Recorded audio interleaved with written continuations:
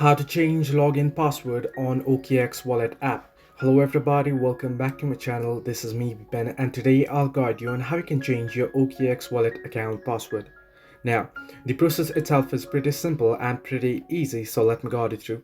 First things first, you want to go ahead and open up your OKX Wallet app and log into your account. You should get an interface somewhat like this. Now here, you want to tap on the dot icons that you can see at the top left corner of your screen. And here you can see the option that says profile and settings on your profile email there. So you want to tap on it. Once you tap on it, you can see profile, you can see security, and you can see preferences.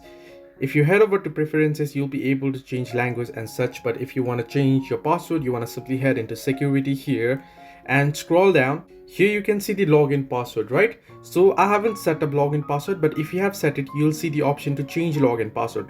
So in my case, it's showing up setup, but in your case, if you already have the password, you'll be able to enter in new password. First enter in old password and then reconfirm the new password twice and go through the email authentication and you are good to go. This is how you can change login password on OKX Wallet app. Hope this helped you. To like and subscribe, and do not forget to leave a comment down below if you have any further issues.